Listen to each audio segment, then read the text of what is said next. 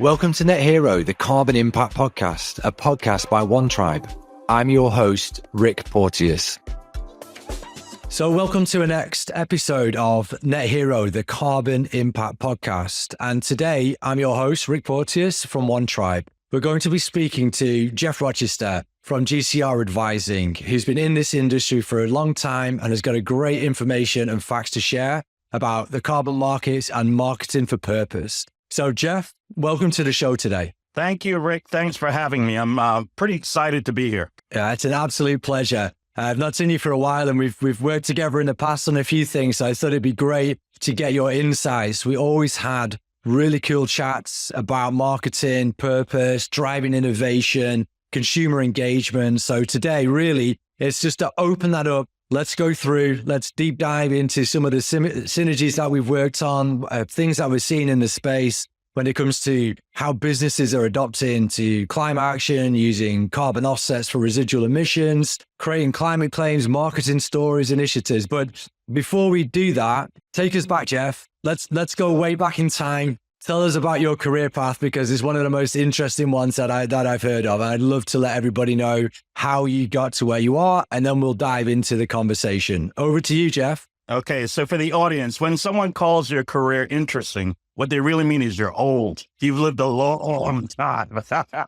So I'm proud of my career. I'm proud of my upbringing. I was born in Barbados to parents of modest means. We came to the U.S. when I was 3 years old. My dad was a diplomat to the UN. So this whole notion of social purpose and, the greater good is something that is in my DNA. It's what we talked about at the breakfast and dinner table. The irony is it's only in this latter part of my life that I've been fully engaged in purpose work. So my career trajectory, Georgetown, Wharton, I did packaged goods marketing. So I ran marketing for brands at P&G, Clearasil and Bain de Soleil and brands like that. Then I moved into the hotel space, travel. So I worked at Marriott. Then I ran marketing for Radisson worldwide. My career, Rick, has always followed industries becoming more competitive and bringing in consumer goods marketers. So I had classic Procter. Then when, Marriott and Hyatt were dominating the hotel industry, I worked with Radisson franchise, rapid growth, upstart. I went to Comcast when the cable industry expanded from analog cable to dial-up to broadband. At one point at Comcast, we were selling home security, paging, internet, and digital. We had, so there was an explosion of products and services and segmentation. And so the cable industry started to hire people from Procter and Coke and service people from Marriott because they were transforming from a monopoly to fully competitive business, fighting AT&T and the baby bells and all that. And then I went from what's called the pipe, Comcast, Time Warner, they're the pipe, to the content side over at Showtime, then to World Wrestling, who are, everyone smiles when I talk about WWE, but they're some of the best marketers in the world. Vince McMahon, has been an innovator all of his life. Who does this? When they were sued by WWF, World Wildlife Federation, when they were sued by them and they rebranded to WWE, Worldwide Entertainment, they lost the suit, so they had to drop the F. They created a campaign for their consumers saying, we're getting the F out. Who does that? Vince does. I always wondered what happened there. I remember that years ago when he made that change. Well, so it's funny because after that stint, I went to run marketing for the Nature Conservancy, totally different sector, right? First time as a nonprofit. One of the first stunts my marketing team had me do was they had me wrestle a panda, right? WWF, as just a gimmick. So the point is my career in the for-profit space always followed these sector transitions, right? Cable, when it was becoming truly competitive, Showtime, when reality shows really came up, right? And when HBO had three of the best shows in the history of television, Sopranos, 6 Feet Under, and Sex and the City, right? So that was a period of huge evolution in the content space where cable shows, from a quality standpoint, were competing with NBC and CBS. And then you also had reality shows where the cost per episode went from $100,000 to $30,000 an episode. Everyone thought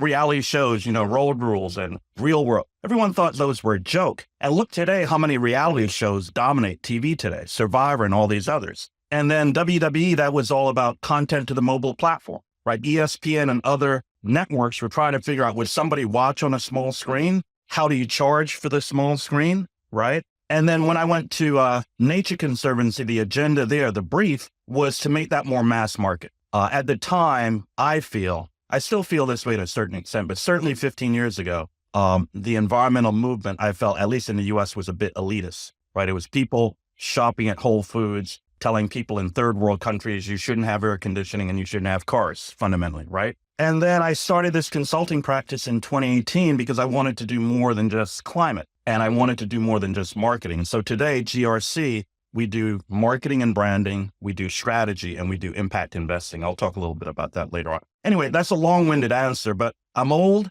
I'm lucky, I've been in some amazing category fights that are energizing. Exactly. That's fantastic, Geof. And first question is, have you still got the video of the panda wrestling? Because I'd love to see that.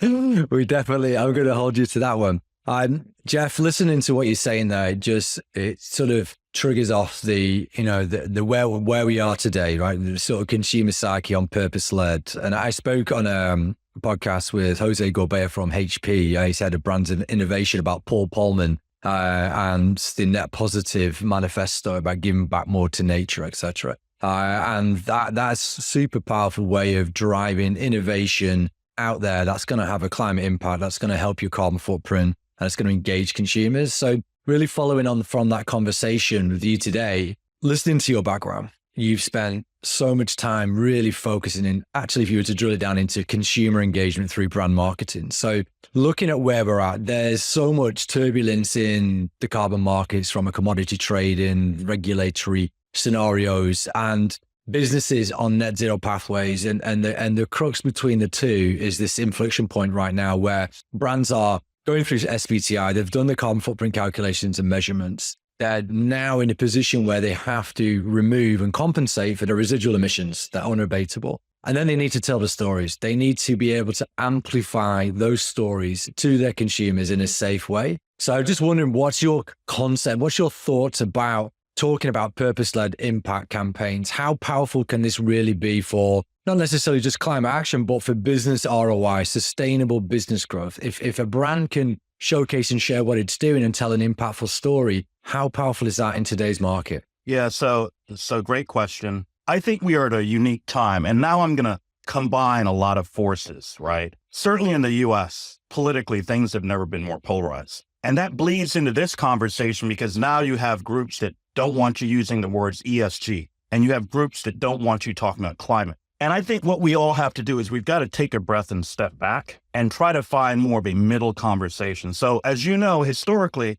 environmentalists have tended to be purists. Like, there's a portion of the environmental movement that doesn't like the notion of credits, right? They think it's greenwashing, or they think it's a Band-Aid, or they think companies will distract from doing the real work of getting their operations to net zero or net positive. So the advice I share with, our clients and executives we interact with is, in no particular order, solidify your base. You can't communicate to the external world what you're doing if your employees don't buy it or don't understand it. And I know, especially with millennial employees, that they have very high standards. So I think one of the first things companies need to do is, as they go on this journey, their journey could be defined as social purpose. It could be defined as decarbonization. They need to come together and bring their employees along with the strategy. Because trust me, if a company if you're Delta or United and you're offsetting with credits, trust me, you've got a fair amount of employees that may not buy into that strategy, or may doubt it, or may question it. So I think what a lot of people forget is,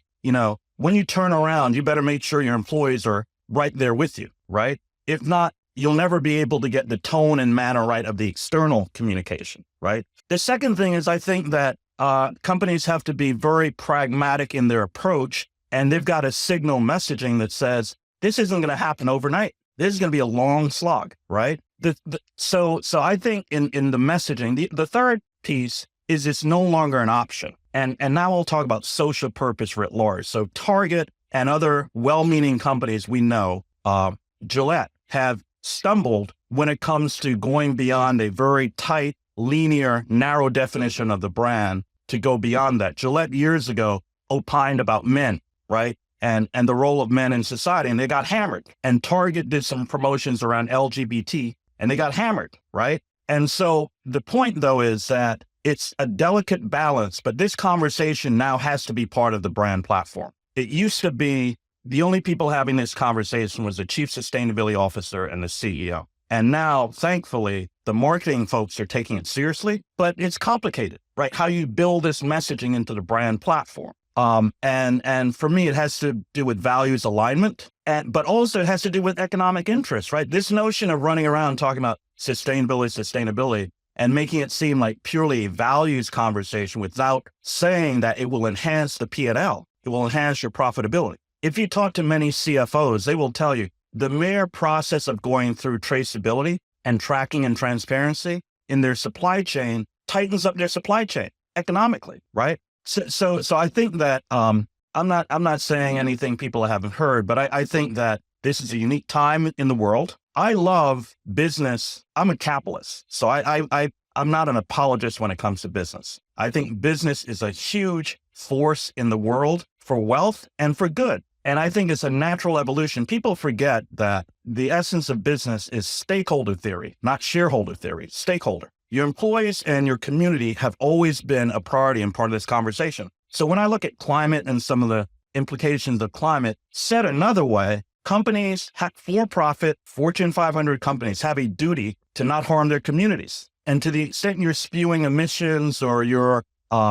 draining chemicals into a river, you're hurting that third part of your triangle of stakeholders. So I have a very solid and confident view about how all of this works together, right? And I love the fact that it's no longer the CEO and the chief sustainability officer that's having these conversations. The CFO is deep in this. The CMO has to lead on the external communication. Absolutely. Absolutely, Geof. One of the really interesting things that we see at One Tribe is obviously with data-driven platform, we run targeted ads to different segments, different demographics. And the lead gen of the business, where you would think for the purchase of carbon credits and those scenarios is procurement officers, risk managers, etc. We actually find the majority of the people buying those are from the marketing department now, depending on the size of the business. It's the CMOs, because they've got to tell the impact story. They've actually got to work out how to animate this, how to amplify the positive story in an ESG report and a climate impact report, for example. So we're seeing a huge change really from a commodity-driven sales approach, from brokers to procurement officers, into the CSO positions of sustainability officers that didn't really exist 3 or 4 years ago, and the marketing department. And then a touch points throughout a business is 4 or 5 different departments having to make a unified decision, which is what we find one of the hardest things is when a procurement officer has to meet with the CFO to guarantee, get past the budget, have this in the P&L, then the CMO is going to understand what type of offsets they're buying, why they're doing so, how they're going to talk about it. Exactly. The CSO is going to match it to the ESG values of the company. All of a sudden, you're a 5-way scenario to get anything passed, and that extends out huge timelines. The decision-making process can, instead of it being 6-12 weeks, can be 6 months now. And that's really what we're seeing a change in industry. How do you think from the sort of marketing side that they can sort of amplify that once it's gone through risk procurement processes, they've got the impact stories? Do you think that the high integrity projects, the nature base, is more impactful from a marketing perspective than all the types of projects? What's your thoughts on that? Yeah, no, what you're talking about now is the storytelling. And you'll probably remember, 15 years ago, coffee brands, one of the most brilliant things I've ever seen in marketing in terms of storytelling. About 15 years ago, and I forget the name, but a couple of the smaller coffee brands that were selling around the world would put the faces of the farmer on the coffee packaging, right? What an amazing way to tell a story, right? And so I would argue part of this for me becomes, to the extent that the credits are based on deforestation, to the extent that the credits are based on working with indigenous people, that same tactic would be well applied, right? Less the quantitative conversation of the credits, right? More the human story behind the credits, either the people it will benefit. I know fashion brands, for example, that we've done some consulting in the fashion industry with Adore Me and some other wonderful brands. And they would say, Geof, our goal 10 years ago was to pay the women in these factories a living competitive wage. Our goal moving forward is to make sure the family and the daughter of the mom who works for us has an option not to work in this industry. That's education, right? So you can see now, like, that's storytelling, right? You tell the story of the daughter of an employee who through your CSR program is now on a vector to be a doctor, right? Transforming that family, that multi-generational family. So I think the next level of this is not just, and I keep saying Delta, but not just an airline saying, click here to offset your footprint. Click here to offset your footprint, and up comes a story, right? And you can click on the video or not. But I think, and even, the airlines are using that small space now to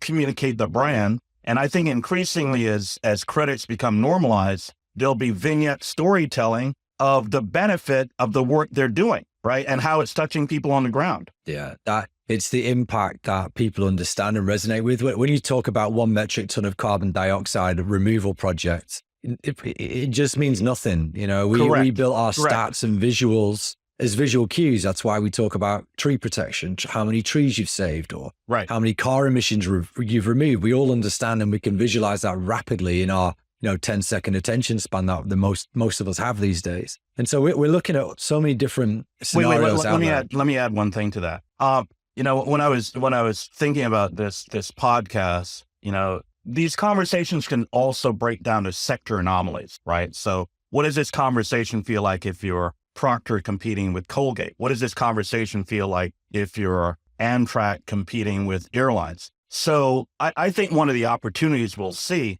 in the future is the B2B brands doing better storytelling. And I know you've got insight into HP. When I think of B2B in this space, I think of shipping. And, I think the average consumer doesn't know Maersk, doesn't know the big shipping companies, et cetera. But to the extent that they are making moves to decarbonize, I think there's going to be interesting storytelling in some of these kind of unsexy sectors, because they have a huge ability to make a difference in this world. And I don't think they're used to that kind of emotional storytelling, quite frankly. No, they've never had to, right? And that's the difference now when businesses are choosing supply chain providers, it's purpose first. It was price, convenience, and purpose are sort of combined in that. So that's where the B2B world really is so far behind. Now B2C, which is, that's our area that we understand. Most of us get marketing to some extent. We can understand why it places in there, but B2B for sure is new territory for anyone talking about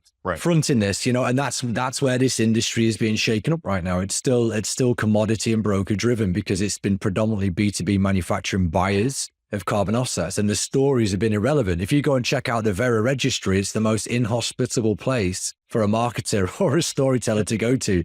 It's a ledger of noise and reports that mean nothing to educated people. It's scientific driven. So to amplify those stories, resonate with people, telling the empathetic story behind that's where businesses can win. And so, like, moving into the next chapter, B2C brands, how they adopt this. Have you seen anything new? Have you seen anything engaging and exciting from your perspective on B2C brands that are coming forward and winning in this space? Yeah, not just to put you on the spot. Yeah, no, and I wish I had a better answer. I will tell you what I take pleasure in is that, again, 10 years ago there was an elite group of brands, consumer brands, that got it and were leaning in on it. Unilever being one at top on the list, right? P&G, another one top of the list. What I get excited about is the floor is raising. So it's less about the apex predators of consumer marketing. I see everybody, every day, I see some example. It could be my local grocery store in Williamsburg. And there's some little thing that they now do that I get tickled about, because I'm like, it's really permeating everything. Right. And again, I don't have specific examples, but I think for your audience, they'd be hard pressed to find a consumer sector, bank, grocery, health club that is not weaving this communications into their brand messaging today. And I like that. So for me, it's less about the superlative players. It's more about the D students becoming Bs in this space. Right. And look, the other thing I think that the audience has to appreciate is people are going to make mistakes. This is complicated stuff. We have 100 years of telling consumers how Tide cleans better. We know how to tell that story. We do not have 100 years of, well, we're going to, this is a US-based company and we're going to do an offset in Indonesia and here's the benefit and how this fits with our 10-year goal, right? It's tough to get that storytelling right. And coincident with this, I think it's tough to get the intervention right? How many stories have you seen in the past 4 years about scandals around offsets and transparency and credits and the whole thing? My ex-company, the Nature Conservancy, did their own analysis in 2021 and found out there were some issues. In Vera, I think there was this analysis that 90% of their credits had problems, right? And I get worried when people read that. It's a hair on fire moment, and then they discard the entire thing. They throw the entire strategy away. And I would just caution people to have a more balanced temperament. I think every day about Exxon and Shell and these companies are vilified, and sometimes rightfully so, sometimes too much, but they're not going anywhere. So I like a conversation that's more in the middle that says mistakes will be made, but you need to move onward and forward iteratively. No home runs. No, stop thinking about home runs. And the other thing I would challenge people as marketers, really drill inside the P&L. At the end of the day, the P&L is your friend. If you're trying to convince your CEO, your board, whoever your stakeholder group is about the effectiveness of your strategies, start with the P&L and end with the P&L. Don't start with, we're going to save the world, right? Make sure your strategies are grounded in the 5-year financial forecast of the business. And I think also we all have to do a better job of communicating to shareholders what's going on. I keep referring to Paul Pullman. If your audience doesn't know, he was the former chairman of Unilever. He was one of the earliest crusaders on this conversation around social purpose, climate, et cetera. And he would say, if you're just watching my stock week to week, month to month, this is a long journey and results will take some time. And I think the other frustration I have, quite frankly, is that enough Fortune 500s are not having substantive conversations with their board, their investors, and their shareholders around the impact of these initiatives to the P&L pro and con, and what are they trying to get done, and negotiating some kind of what I would call patience. Indra Nooyi, who is the famous CEO of Pepsi, went there on an agenda to get the salt, sugar, and fat out of their products. Salt, sugar, fat out of Frito-Lay and Pepsi-Cola and all their big brands. And she was crucified by Wall Street initially, right? Because they took an earnings hit. And so I've always felt that there's not enough conversation about that dynamic between the brand, the leadership, and the investors around where the brand is trying to go and what are going to be the bumps along the road. Exactly. That's, that leads me on to a conversation that I wanted to bring up with you about the whole disclosure of what people are actually doing and where that can play in and the retraction of that scenario. So recently, a brand that we were working with in California, what happened is the regulations were announced in California, and they were pioneers in the whole residual emissions offsetting. So they'd already been doing this for almost 10 years because they wanted to be a purpose-led brand. They were leading the charge on that until regulation came in, and that really sort of changed the dynamic, so much so that they retracted all their climate claims, green initiatives away from their websites. They actually pulled everything down, gone back to zero to wait out the storm. Yep. Concerned about potential fines and issues in those sort of scenarios. So from having this baked into their P&L as part of their initiative, of part of their growth, due to regulation, which was uncontrolled, it caused such a fear factor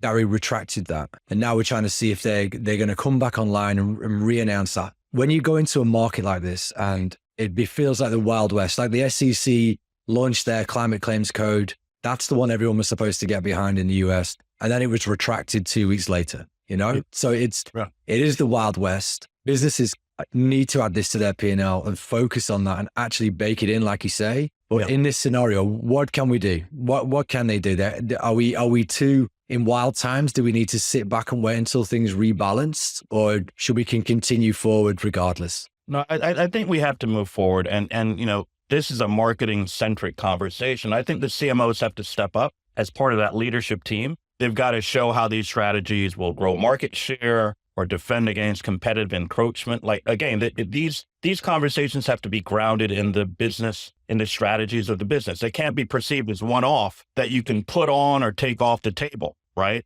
We're beyond go, no-go as far as I'm concerned. Credits, I pulled some data this morning. Credits are about a $400 billion sector, and they're going to grow at 40% a year for the next 4 years. 40% a year. So they're not going anywhere. I think, again, people have to be nimble, flexible, creative in how they have these conversations and how they plan their strategies, but we're beyond go, no go. Yeah, definitely. And I think one of the movements out there to become more purpose-led is offsetting emissions is now part of a wider ESG strategy. It's a bigger than a credit story. It's not just measure, reduce, science-based initiatives and offset. It's your ESG strategy. It's your brand purpose, especially for consumer-facing brands or Right. B2Bs who are driven by consumer-facing brands. And one of the movements with the B Corp, which we're a fully certified B Corp, is the need and want to do better by leadership teams and stakeholders. And the purpose before profit scenario that B Corp stand for,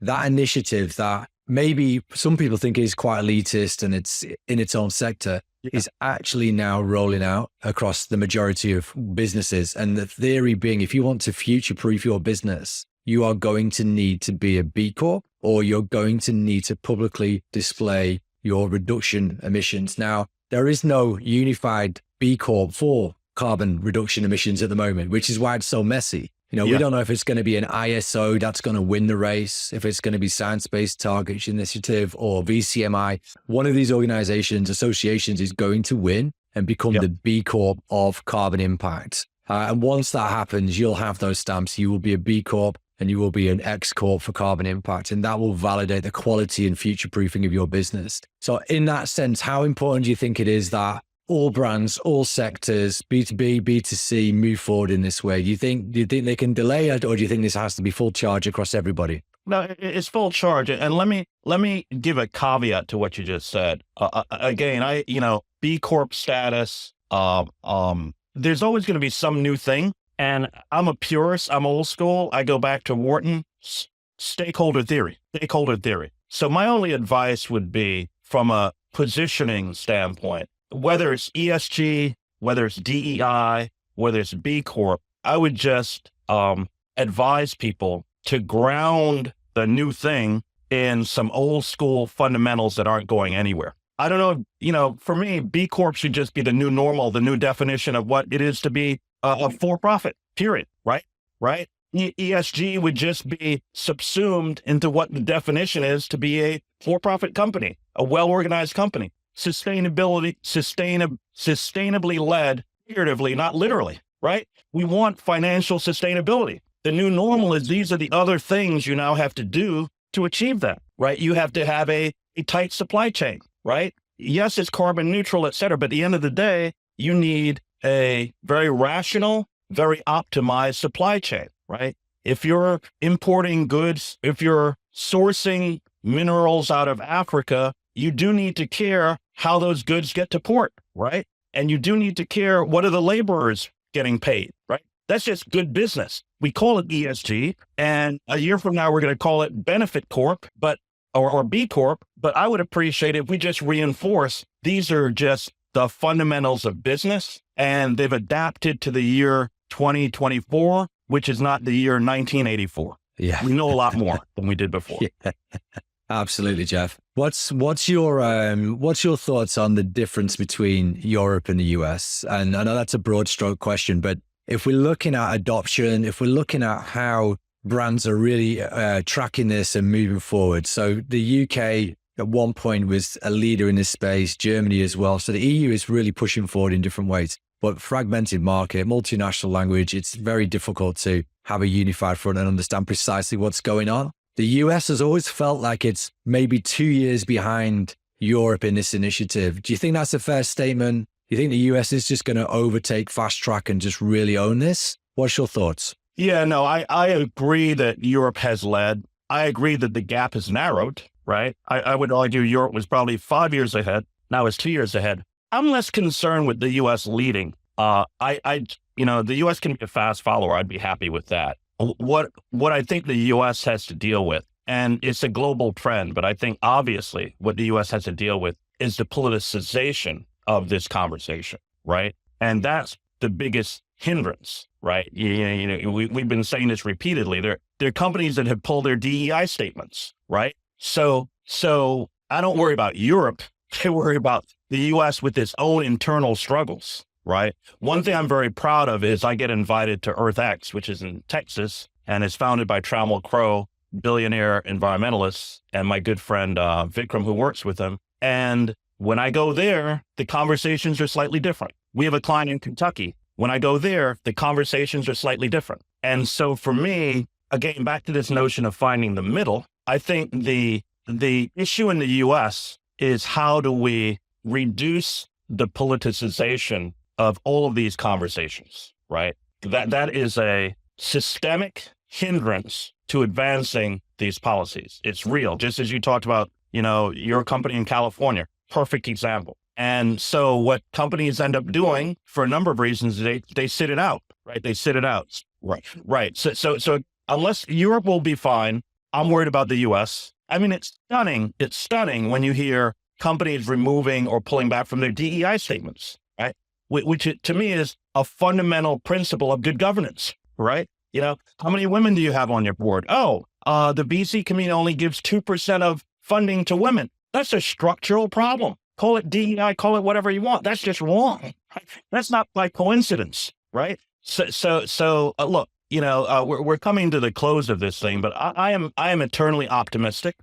We talked about the growth of credits. The U.S., we haven't talked about this. The Infrastructure Reduction Act has put $400 billion in play in climate solutions. That's fundamental. That's fantastic. And on the investment side of our business, we do a fair amount in renewables. Every week we hear of some new win when it comes to advancing the supply of renewable energy in the U.S. So I'm blessed that we're a small team, but we cover a lot of ground. So we hear a lot and we see a lot, because when you just read the headlines, you're not sure if we're winning or losing. But I can tell you, at least in this country, there's tremendous positive momentum. And there are hiccups. Don't get me wrong. There are bumps. But in general, we are moving in the right direction and we're picking up speed every day. Yeah, Geof, and that's great to hear that. I think the whole concept of the US innovates and the Europe regulates. I hadn't heard that. I love that. Yeah, it's US innovates, China replicates, Europe regulates, right? Well said. And that's that couldn't be truer than right now. But Geof, it's always an absolute dream pleasure to talk with you and inspirational listening to your thoughts and theories and experience level. And just as we sort of close out this today, and thank you so much for joining us. If there was a single person, brand, concept, initiative even, that has completely inspired you and given you this level of optimism and hope, whether it's this week, last week, this year, what would that be, or who would that be? Yeah, I would lay it with, I would say two things. I think Paul Pullman in the Fortune 500 educated and inspired a lot of people. And I forget when he started talking this way, but it's probably been 15, 20 years ago. And I remember he was a lone voice in the forest, right? And I can't imagine how lonely he was talking about these issues, right? And then the other one is, I have to give credit to the Biden administration. $400 billion is real change, right? And as we know, that's tax breaks and a whole bunch of other things. So there's actually a leveraging effect to where it's bigger than 400 billion, right? I don't think enough people that are kind of toiling away, head down in climate, appreciate on a macro level what a big deal, as Biden would say, what a big fucking deal that was. I mean, think about that. There's so many startups and, small companies, big companies. We're working with a group out of Kentucky, a small ag nonprofit. They got a $20 million USDA grant to promote regenerative agriculture. $20 million, I think it's 4 or 5 years. Yeah, I mean, can you imagine if you were that group and that money is available to you? Yeah, to do good? It changes everything. It changes everything. Changes everything. Absolutely. Just to finish off, and maybe you don't want to answer it, what happens if the opposition gets in? Do you think that 400 billion is still going to be there? I don't know, but what I tell everybody, I sit on a couple of boards and the boards have mandated of management that they game out a change in administration. Look, we just have to work harder. We can't give up. No one should jump off a bridge. If you want to set your hair on fire, fine, but put it out quickly and get back to work. You can't put this stuff back in the bottle, right? They can change, they can cut off or change funding. Anyway, I just realized I'm late for another call, so. Yeah. No worries, Geof. It's an absolute pleasure to have you here today. Thank you so much. We'll close out there, and all the best, and speak to you soon. Okay, bye. Net Hero, the Carbon Impact Podcast, is brought to you by OneTribe, the Carbon Impact Platform. To find out more about OneTribe and how they're helping businesses achieve their net zero goals, visit onetribe.com. Make sure to search for the show in Apple Podcasts, Spotify, YouTube, or anywhere else podcasts are found, and be sure to click subscribe so you don't miss any future episodes. On behalf of the team here at OneTribe, thanks for listening.